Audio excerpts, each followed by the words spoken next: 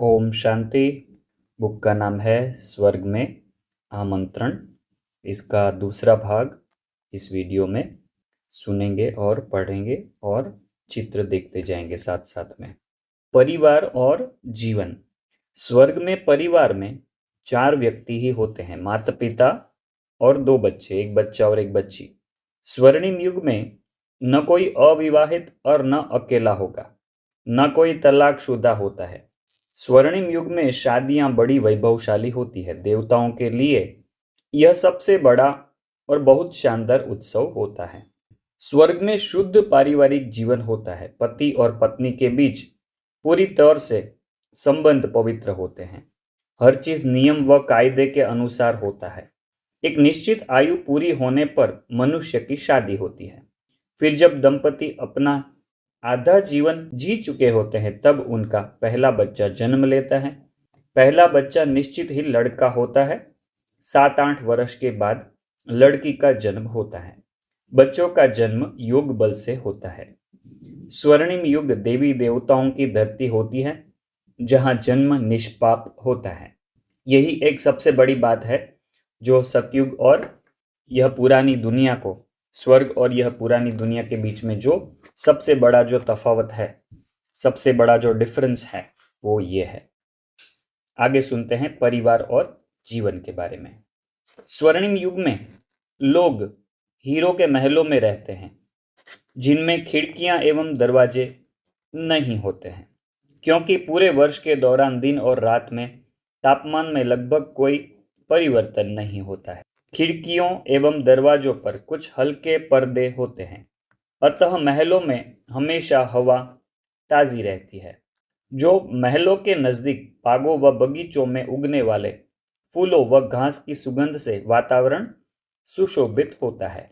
इसका मतलब वहाँ पर जो सेंट, परफ्यूम वगैरह जो होते हैं वो शायद नहीं होते होंगे, क्योंकि कुदरत में ही इतनी सुगंध है।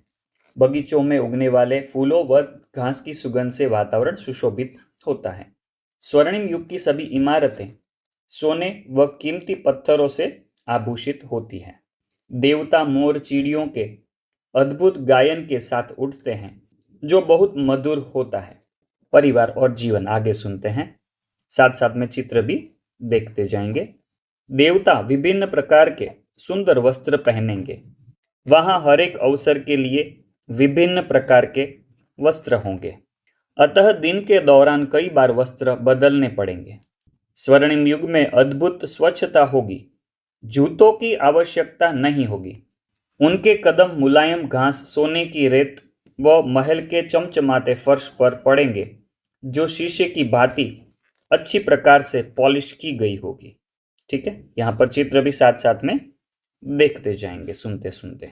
परिवार और जीवन में आगे सुनते हैं। सभी देवी देवताएं ब्रह्म मुहूर्त में उठ जाते हैं।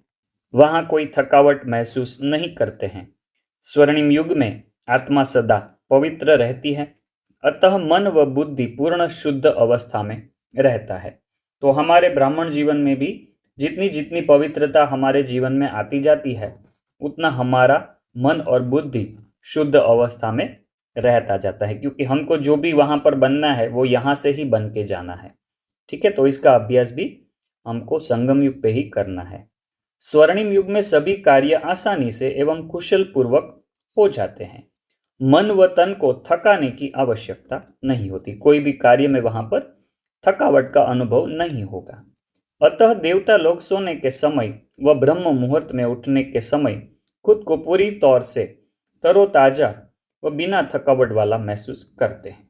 ठीक है, साथ साथ में चित्रों को देखते जाएंगे। यहाँ पर स्वर्णिम युग में भोजन सात्विक होता है। सभी देवी देवताएं शाकाहारी होते हैं। भोजन बहुत उत्तम व विभिन्न प्रकार के होते हैं और शुद्ध सौर ऊर्जा से पकाए जाते हैं। वहां पर आग नहीं होगी, जैसे सोलर कुकर होते हैं वैसे सूर्य की ऊर्जा से पकाए जाते हैं। स्वर्णिम युग में हर भोजन के समय 36 प्रकार के व्यंजन परोसे जाते हैं। देवता लोग बहुत थोड़ा खाते हैं और व्यंजन को थोड़ा थोड़ा चख लेते हैं, उतने में ही उनका पेट भर जाता है। ठीक है, ज्यादा खाने की वो लालच हवच नहीं रहती है उनमें। स्वर्णिम युग के परिवार में लोगों में संबंध बहुत प्रियकर होते हैं। और सभी लोग इतना खुश रहते हैं कि उन्हें खुशी के कारण भूख ही नहीं महसूस होती, क्योंकि खुशी जैसी खुराक नहीं, खुशी से बढ़कर कोई चीज नहीं। ठीक है, यहाँ पर चित्र में आप भी देख सकते हैं, भोजन का चित्र है, डाइनिंग हॉल का चित्र है। यहाँ पर ये पेज पे सिर्फ एक चित्र बताया हुआ है, टीचर पढ़ा रहे हैं उनको, तो ये चित्र भी आप देख सकते हैं। आगे पढ़ते हैं शिक्षा के बारे में। स्वर्णिम युग में शिक्षा एक प्रकार का आमोद प्रमोद होगी, मतलब कुछ इतना टेंशन वाली शिक्षा नहीं होगी। देवताओं के बच्चे खेल कूद के माध्यम से शिक्षा प्राप्त करते हैं। वे लोग राजनीति एवं प्रबंधन सीखेंगे, किंतु कला की शिक्षा बहुत महत्वपूर्ण होगी। चित्रकला, संगीत, नृत्य एवं रंगमंच की कलाएं, नाटक वगैरह करना, वैसी कलाएं, तो ऐसे सब कलाएं सीखेंगे बच्चे। ठीक है, यहाँ पर आप देख सकते हैं। आगे सुनते हैं शिक्षा के बारे में। हर कोई वाद्य यंत्रों को बजा सकेगा और जिनके स्वर अद्भुत होंगे, वहां पर जो म्यूजिकल इंस्ट्रूमेंट होंगे वो भी इधर से बहुत बढ़िया होंगे। ठीक है, हल्के होंगे एकदम, जैसे हाथ लगाया और बजने लगे वैसे। यंत्रों को बजाने से आनंद मिलेगा। इन वाद्य यंत्रों को छूने मात्र से ही वे विभिन्न प्रकार का संगीत देने लगेंगे। सभी देवी देवताओं को यह हुनर उपलब्ध होगा, जो वे संगीत का सृजन कर सके। उनमें भी ऐसी टैलेंट होगी कि जिससे वो संगीत बना सके खुद से। देवताओं के कंठ स्वर अद्भुत होंगे, मतलब गाने की कला भी उनमें होगी। उनका संगीत गायन पक्षियों के गायन से घुल मिल जाएगा। स्वर्णिम युग की शिक्षा में खेलकूद, संगीत और गायन कला शामिल होगी। ठीक है, यहाँ पर आप देख सकते हैं। आगे सुनते हैं शिक्षा के बारे में।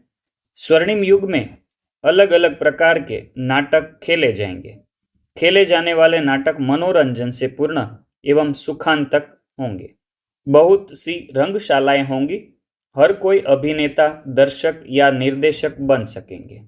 स्वर्णिम युग का इतिहास गीतों और काव्य के माध्यम से प्रस्तुत किया जाएगा। एक दूसरे को जो भी जनरेशन बाय जनरेशन जो देंगे वर्षे में, वो उनकी जो इतिहास होगा वह गीत और कविताओं के माध्यम से एक दूसरे को पास करेंगे। ठीक है, स्वाध्याय बड़ा आनंददायी होगा और उससे उबेंगे नहीं, उनको बोर नहीं होगा पढ़ाई से, क्योंकि पढ़ाई इतनी सहज सरल होगी, खेल खेल में होगी, तो इसका बोझ नहीं लगेगा। यहाँ पर कुछ ऐसे इंस्ट्रूमेंट दिखाए हुए हैं और बच्चे बजा रहे हैं उसको।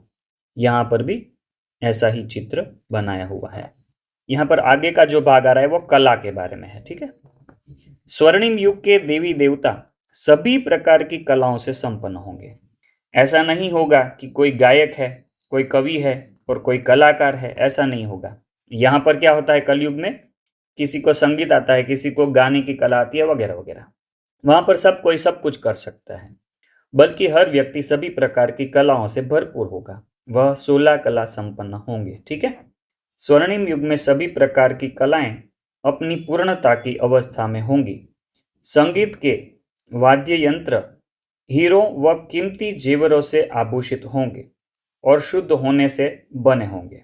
सोने से बने तारों से अद्भुत और विशेष प्रकार की ध्वनि पैदा होगी। ऐसे वाद्य यंत्रों को बजाने के लिए किसी विशेष प्रकार का प्रयास नहीं करना होगा। आपके हाथों के स्पर्श मात्र से ही अद्भुत संगीत बज उठेगा। स्वर्णिम युग में गायन एवं वाद्य यंत्रों के साथ स्वर का अलंकरण बड़ा विस्तृत होगा। ठीक है, तो यहाँ पर ये कला के बारे में आया। आगे का सुनते हैं। आगे भी कला के बारे में आ रहा है। संगीत, कविता, गद्य, नृत्य, रंगमंचीय प्रस्तुतियों सभी के साथ संयुक्त होगा और जो स्वर्णिम युग में बहुत लोकप्रिय होगा। नृत्य व गायन के साथ अनेक हास्य नाटिकाएं होंगी। उन्हें देखकर सभी देवी देवता प्रसन्न हो जाएंगे। संगीत के साथ काव्य, कला व शुद्ध चातुर्य का संयोग होगा और इतिहास नृत्य नाटिकाओं के रूप में लिखा जाएगा। ठीक है, इतिहास जो लिखेंगे वो भी नृत्य नाटिकाओं के रूप में वह सब लिखा जाएगा। स्वर्णिम युग में सभी को चित्रकला का ज्ञान होता है। चित्रकला बहुत ही विस्तृत होगी। यहाँ जितनी चित्रकला मशहूर है, अलग अलग प्रकार की चित्रकला में स्किल होती है, उससे भी ज्यादा वहां पर होगा। जौहरी की कला भी लोकप्रिय होगी, ठीक है, वो भी यहाँ से कुछ ज्यादा प्रमाण में होगी। जौहरी बहुत शानदार आभूषण तैयार करेंगे। सोने के मुकुट, हीरे जड़े, जवेहरात व अन्य कीमती रत्न होंगे। यहाँ पर वापस एक महल का चित्र बताया हुआ है जो आप देख सकते हैं नीचे। कला के बारे में आगे सुनते हैं। सभी कीमती जेवरात बड़े चमकदार होंगे क्योंकि उनसे चमक निकल रही होगी और वे बहुत रंग बिरंगे होंगे। एक हीरे से अनेक प्रकार के रंग बिखर रहे होंगे। देवताएं बहुत से जेवर पहनेंगे और वे वजन में भारी नहीं होंगे क्योंकि शुद्ध सोना व असली हीरे जवाहरात बहुत हल्के होते हैं। मुद्राएं बड़ी कलात्मक होगी। वहां सभी प्रकार की कलाएं सुख व आनंद से भरपूर होगी। स्वर्णिम युग के सभी देवी देवताओं को सुख प्रदान करेगी। यहाँ पर ये पेज पे सिर्फ चित्र है, आप चित्र देख सकते हैं। अभी आगे का जो भाग है वह विज्ञान के बारे में है। विज्ञान एवं अभियांत्रिकी, इंजीनियरिंग। स्वर्णिम युग विश्व नाटक के पूरे इतिहास में बहुत आधुनिक व तकनीकी ढंग से बहुत विकसित राज्य होगा, ठीक है। यहाँ जो टेक्नोलॉजी साइंस है, मैकेनिकल इंजीनियरिंग साइंस वगैरह, तो वो वहां पर और ही रिफाइन रूप में होगी। यह कोई आश्चर्य नहीं कि स्वर्ग का संपूर्ण राज्य लोह युग की अंतिम अवस्था में स्थापित हुआ था। स्वर्णिम युग की स्थापना का बीज 1937 में उस समय में शुरू हुई थी जब विश्व नाटक का संगम युग प्रारंभ हुआ था। संगम युग मुख्य नाटक अर्थात परमपिता परम आत्मा या ईश्वर के आगमन से शुरू होता है, जिसमें 2500 वर्षों के लिए विभिन्न धर्मों के लोगों ने अपनी आस्था व आशाएं निहित कर रखी है। धरती पर उनके आगमन से वैज्ञानिक एवं तकनीकी ढंग की ऐसी प्रगति देखी गई जैसी पहले नहीं देखी व सुनी गई थी। पिछले 100 साल में, 125 साल में इतना चीजें हुई है जो पहले कभी नहीं देखी गई थी, और आगे के जो 10, 15, 20 साल है उसमें और भी ज्यादा फास्ट प्रोग्रेस होगी। भविष्य में ये सभी यांत्रिकी उपलब्धियां जो 100 वर्षों के दौरान की गई है, बड़े अर्थपूर्ण ढंग से उपयोग की जाएगी। विज्ञान बुद्धि का चमत्कार है जो खोज के नए अवसर पैदा करता है। स्वर्णिम युग के देवी देवताओं की बुद्धि व प्रतिमा इतनी पावन होगी कि सभी प्रकार के कार्य आसानी से ठीक ठीक ढंग से संपन्न हो जाएंगे, जो पृथ्वी की पूरी आबादी के लिए कल्याणकारी होंगे। स्वर्णिम युग वह समय है जब शुद्ध व पावन मन बिना किसी अहंकार व हिंसा के विजय प्राप्त कर लेता है। यहाँ पर भी एक महल का चित्र है जो आप देख सकते हैं। यह सब महल, प्लेन वगैरह जो भी बनेंगे, पुष्पक विमान, वह सब साइंस इंजीनियरिंग की वजह से ही बनेंगे। स्वर्णिम युग में विज्ञान केवल प्रसन्नता लाता है। लौह युग में वैज्ञानिकों द्वारा किए गए विस्तृत नई खोजें अभी भी उपयोग में नहीं आ रही है क्योंकि लोग अब भी नहीं जानते हैं कि उनका क्या करें। प्रतीक्षा की जा रही है कि उन्हें उनके उपयुक्त समय पर स्वर्णिम युग में उपयोग में लाया जाएगा। स्वर्णिम युग में वैज्ञानिक अत्याधुनिक और सुंदर मशीनों का नव निर्माण करेंगे।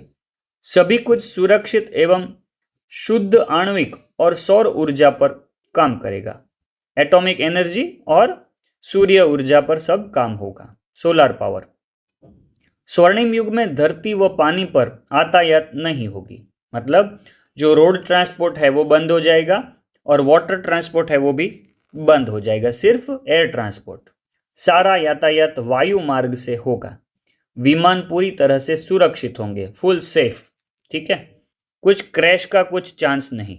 विमान पूरी तरह से सुरक्षित होंगे और उनको चलाना इतना आसान होगा कि बच्चे भी उन्हें चला सकेंगे, ठीक है, बच्चे भी चला सके वैसे प्लेन बनेंगे। बच्चे चलाएंगे तो भी क्रैश नहीं होंगे। यहाँ पर वापस एक सुंदर चित्र देखेंगे। यहाँ पर महल है और यहाँ पर उसका चित्र बना रहे हैं बच्चे। गृह निर्माण विद्या, जो घर बनाने की कला है वह भी वहां पर और भी रिफाइन होगी, यहाँ से भी अभी कलयुग के अंत में जो है उससे भी काफी रिफाइन होगी। स्वर्ग की भवन निर्माण विद्या इतनी अद्भुत एवं पूर्ण होगी कि वह सभी देवी देवताओं को बहुत अधिक सुख प्रदान करेगी। भवन निर्माण का सारा सामान शुद्ध सोने का होगा। महल एवं दूसरे मकान सोने की ईंटों से बने होंगे। हर महल बड़ी संख्या में विभिन्न रंग बिरंगे कीमती जवाहरातों से सुशोभित होंगे। सोने व हीरे से प्रकाश होगा। हर चीज विभिन्न रंगों से भरपूर व जगमगाती हुई होगी और ऐसा लगेगा कि हजारों दिए जल रहे हैं। ऐसे हीरे होंगे और एक किरण की वजह से वो पूरे हीरे जगमगाने लगेंगे। तो जो कृत्रिम लाइट हम लगाते हैं वैसी लाइट भी वहां पर जरूरत नहीं पड़ेगी। महलों में प्रकाश की व्यवस्था के लिए बिजली के तारों का प्रयोग नहीं होगा। बल्बों के बदलने की जरूरत नहीं होगी क्योंकि बल्ब का बिल्कुल ही प्रयोग नहीं किया जाएगा। मोमबत्तियां नहीं होगी क्योंकि वहां पर प्रकाश कुदरती होगा। इस नई दुनिया के भवन बनाने में बहुत अधिक समय लगाने की जरूरत नहीं होगी। ठीक है, यह महल जो बनेंगे वो भी फटाफट बनेंगे, ऐसी टेक्नोलॉजी डेवलप हो गई होगी तब तक। इस नई दुनिया के भवन बनाने में बहुत अधिक समय लगाने की जरूरत नहीं होगी। शिल्प कला विज्ञान इतना पूर्ण होगा कि स्वर्ग के महल जल्दी बन जाएगा। ठीक है, तो कला भी इतनी डेवलप हो जाएगी कि फटाफट बन जाएगा। भवन बनाने के लिए आवश्यक सामान चांदी, सोना, कीमती जवाहरात बहुत हल्के होंगे। उसमें किसी तरह की कोई मिलावट नहीं की जाएगी। स्वर्णिम युग में एक मंजिली इमारतें बनाई जाएगी क्योंकि हर देवी देवता के पास इतनी जमीन होगी कि 2 मंजिला भवन बनाने की आवश्यकता नहीं होगी। फर्स्ट फ्लोर नहीं होगा किसी में भी, सिर्फ ग्राउंड फ्लोर। यह एक नई दुनिया होगी जहां हर चीज नई होगी। भवन निर्माण का सामान लोगों के उन मकसदों को पूरा करने में सहायक होगा जिसको करने के लिए वे सक्षम है। यहाँ पर चित्र देख सकते हैं स्वर्ग का। स्वर्ग में स्वर्णिम युग के देवी देवताओं के लिए कृषि कभी न समाप्त होने वाली सुख व प्रसन्नता को उपलब्ध कराएगी। कृषि कैसी होगी उसका यहाँ पर वर्णन आ रहा है, क्योंकि उस समय सभी तत्व पूर्ण रूप से शुद्ध होंगे। धरती और पानी फलों और सभी प्रकार की आवश्यक फसलों को पैदा करेंगे। वर्ष के दौरान यह आवश्यक होगा कि आप उनकी कई फसलें व अन्य कृषि के उत्पादनों को पैदा कर लेंगे। कृषि के बारे में आगे सुनते हैं। फलों को उगाने की जरूरत नहीं होगी क्योंकि वे स्वतः ही वृक्षों व झाड़ियों पर उग जाएंगे। स्वर्ग में सभी वृक्षों पर कलियां एवं फल उगेंगे क्योंकि स्वर्णिम युग में देवी देवताओं के लिए ही सब कुछ बना होता है। स्वर्णिम युग में मौसम में उगने वाले फलों जैसा कुछ नहीं होता क्योंकि हर कोई किसी भी समय पर किसी भी प्रकार के फल प्राप्त कर सकता है। इसलिए सभी वृक्ष एक ही समय में फूल व फल देंगे, अर्थात 12 महीने फल प्राप्त होता रहेगा। यहाँ फलों के चित्र है कुछ। कृषि के बारे में आगे सुनते हैं।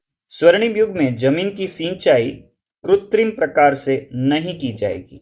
भूमि रात में सिंचित होगी और दिन में सूर्य की किरणों से ऊष्मा प्राप्त करेगी।